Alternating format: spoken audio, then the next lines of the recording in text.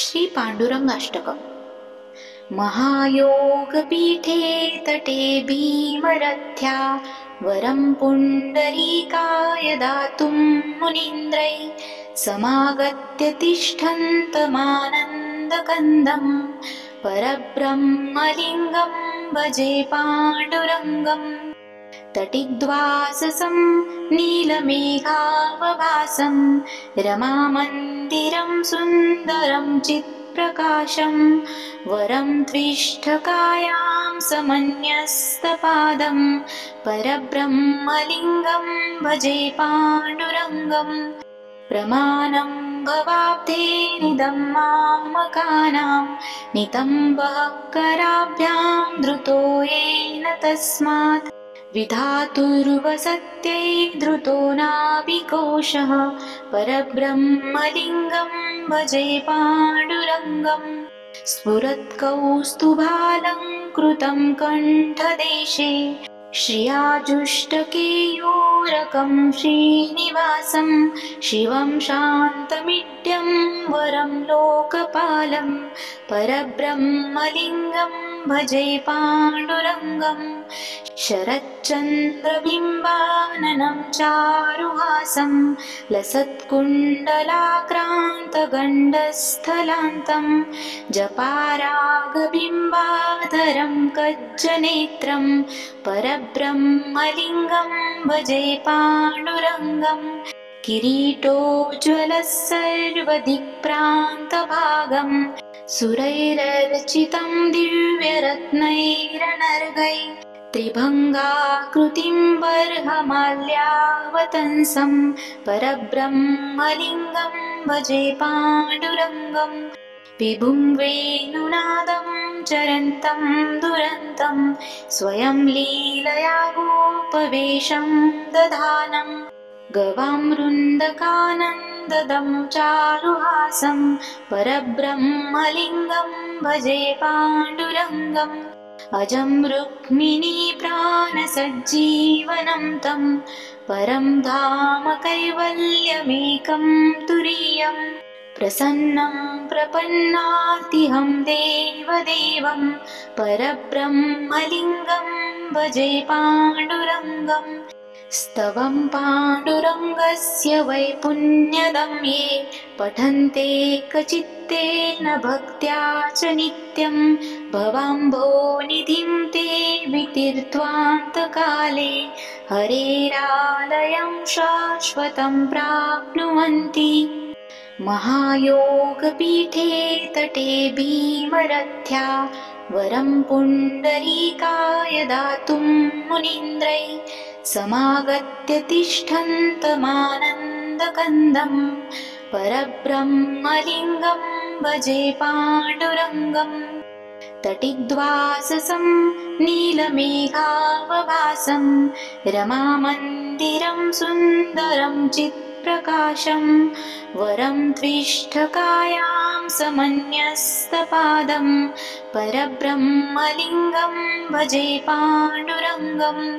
प्रमाणं भवाब्धेनिदं मामकानां नितम्बः कराभ्यां धृतो येन तस्मात् विधातुर्वसत्यै धृतो नाभिकोशः परब्रह्मलिङ्गं भजे पाण्डुरङ्गम्। स्फुरत्कौस्तुभालङ्कृतं कण्ठदेशे श्रियाजुष्टकेयूरकं श्रीनिवासं शिवं शान्तमिड्यं वरं लोकपालं परब्रह्मलिङ्गं भजे पाण्डुरङ्गम्। शरच्चन्द्रबिम्बाननं चारुहासं लसत्कुण्डलाक्रान्तगण्डस्थलान्तं जपारागबिम्बाधरं कज्जनेत्रं परब्रह्मलिङ्गं भजे पाण्डुरङ्गम्। किरीटोज्ज्वलः सर्वदिक्प्रान्तभागं सुरैरर्चितं दिव्यरत्नैरनर्घै त्रिभङ्गाकृतिं बर्हमाल्यावतंसं परब्रह्मलिङ्गं भजे पाण्डुरङ्गम्।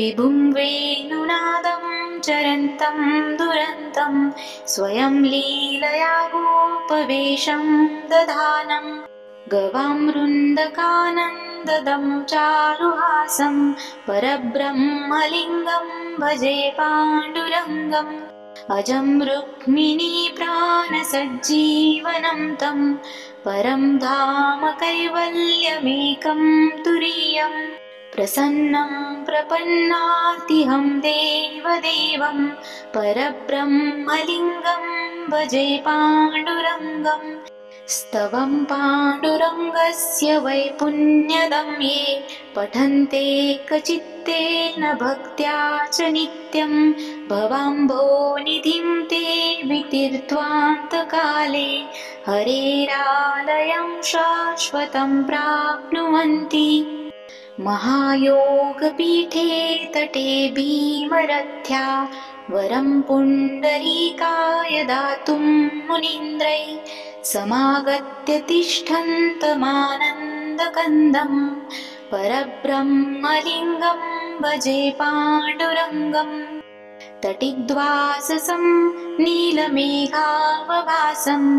रमामन्दिरं सुन्दरं चित्प्रकाशं वरं त्विष्ठकायां समन्यस्तपादं परब्रह्मलिङ्गं भजे पाण्डुरङ्गम् प्रमाणं भवाब्धेनिदं मामकानां नितम्बः कराभ्यां धृतो येन तस्मात् विधातुर्वसत्यै धृतो नाभिकोशः परब्रह्मलिङ्गं भजे पाण्डुरङ्गम् स्फुरत्कौस्तुभालङ्कृतं कण्ठदेशे श्रियाजुष्टकेयूरकं श्रीनिवासं शिवं शान्तमिड्यं वरं लोकपालं परब्रह्मलिङ्गं भजे पाण्डुरङ्गम् शरच्चन्द्रबिम्बाननं चारुहासं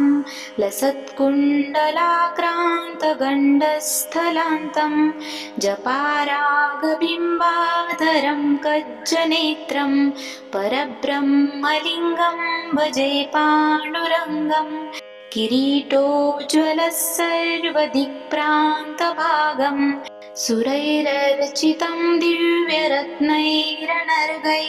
त्रिभङ्गाकृतिं बर्हमाल्यावतंसं परब्रह्मलिङ्गं भजे पाण्डुरङ्गम् विभुं वेणुनादं चरन्तं दुरन्तं स्वयं लीलया गोपवेशं दधानं गवामृन्दकानन्ददं चारुहासं परब्रह्मलिङ्गं भजे पाण्डुरङ्गम् अजं रुक्मिणीप्राणसज्जीवनं तं परं धाम कैवल्यमेकं तुरीयम् प्रसन्नं प्रपन्नातिहं देवदेवं परब्रह्मलिङ्गं भजे पाण्डुरङ्गम् स्तवं पाण्डुरङ्गस्य वै पुण्यदं ये पठन्ते कचित्तेन भक्त्या च नित्यं भवाम्भोनिधिं ते